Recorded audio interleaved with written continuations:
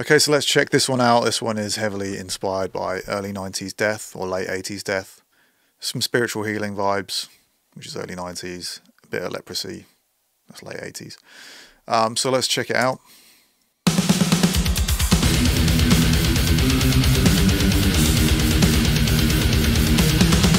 So this one, I think again, we're just using the old school death metal preset. Adjusted the cymbals here, made the hi-hat super bright. The cymbals on a lot of those Morrison recordings was super like kind of fizzy and a lot of high end to them. So boosted it fully on the close mic here on the hi-hats. Let's look at the overheads. Yeah, turned the tilt EQ a bit more brighter on there. Same with all these crashes. That's way brighter than I'd normally go, but sort of trying to emulate something in particular there. The Ludwig snare. Haven't touched the pitch on that. Kick drum. Tama 22 resonant head off. It's probably my favourite kick in the pack. And the toms, or just the Yamaha toms, I think on this one. So I don't know if they're normally, well, they are normally on the preset, if I've changed them or not. Overhead balance, brought those mics all the way down. Room mic's not too loud, and we've got a lot of reverb on the kit, even on the kicks. A ton of reverb on the snare. If you've ever listened to, and obviously the cymbals, if you've ever listened to Leprosy by Death, that snare is pretty obnoxious in a cool way. So that's the drums, that's how they sound. And the guitars for this one are from the new Kemper pack, and this is a Kemper profile of a Marshall 8100. Is that how you say it? 8100. I would say 8100, 8100. Either way, it's the amp that Chuck Schuldiner used a lot. I don't know if he actually used it on Spiritual Healing or Leprosy. I don't know what amps they used on that. I'm not trying to deliberately capture the exact tone, just trying to get that old school deathy vibe. And this is a solid state amp.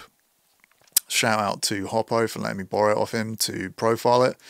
Ton of EQ on this one, removing all the mid-range because I'm trying to emulate that Morrisound vibe from the early 90s, late 80s. So let's listen to the guitars with no EQ, just the profile, the raw Kemper profile. I'm going to turn it down and bring it up.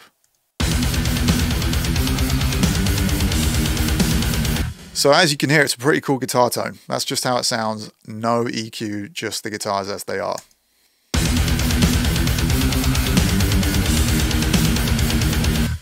I've done a lot of videos mixing recently, either, you know, emulating some of this Morrisound stuff, which is really involved with EQ, or I've just been heavy-handed with EQ in some of my mixes in some of these videos that I've done recently.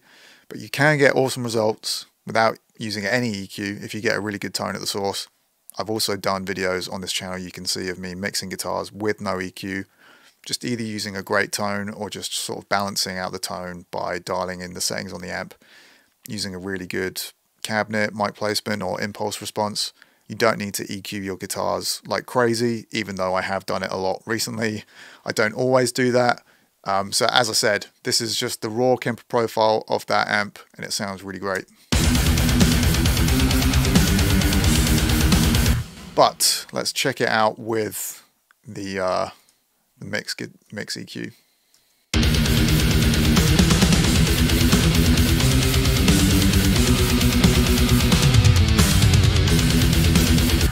So it's just a different vibe, very sort of old school, super scooped. I'm going to show you everything on the chain here. So C4 multiband compressor, not something that was done back then. I don't know if they ever had any like outboard multiband compressors going on or compressed guitars on those records, but this plugin or any plugins like this weren't used at the time.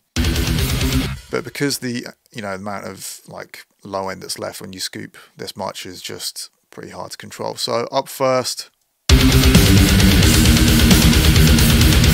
again, this is the sort of classic area to scoop with Morrisound tones, and guess what? That's cutting a lot of mids. But the next EQ, doing it even more.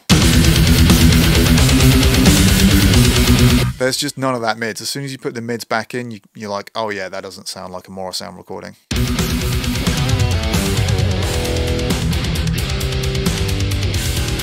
And a huge thick low end on those guitars. And then this is just some last minute refining just to get them to sit in the mix, just sort of tame some of the harshness on the guitars.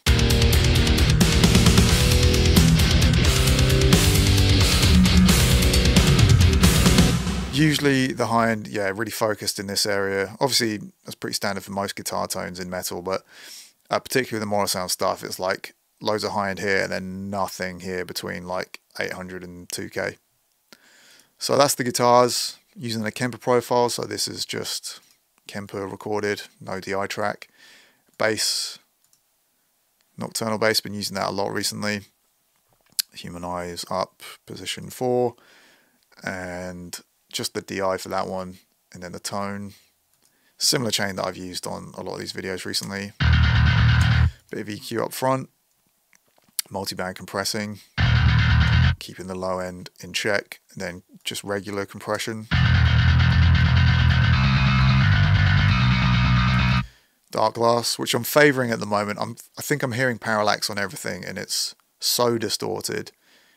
I'm going for, especially like trying to get the more old school bass tones. People weren't necessarily distorting their bass too much back then, unless you were listening to like the Napalm Death record, like Harmony Corruption, which is completely and utterly distorted. But people weren't as commonly distorting their bass tones in death metal that much back then.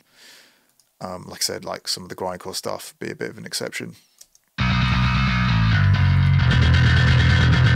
So that's with the EQ off.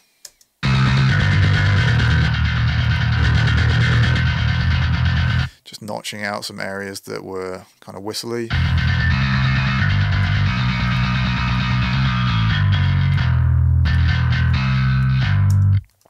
Limiting, I try not to go too hard with limiting, so just a few dB. And then more bass at the end, more EQ, sorry. And more mid cutting. Cool, so that's it, pretty straightforward stuff, just 2 guitars, bass, program drums, pretty easy. And then I'll show you the master bus chain EQ, just removing below 50 Hz, a little boost, just around 10K, high shelf of a dB, solid state bus comp. FG red. That's barely doing anything.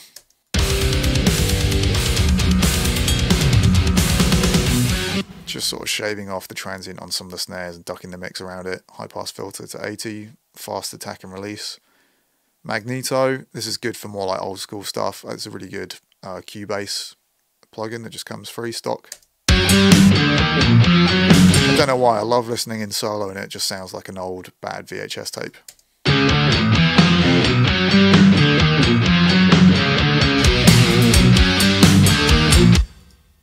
Flatline. Again, not too heavy-handed. I might have brought this down just to get the audio levels right, but I just trying to recreate some of those early 90s, 80s records. They weren't crushed too much, so I don't really need to rely on this. And then L1 limiter. Cool. That's it for that one. Again, just a bit of fun.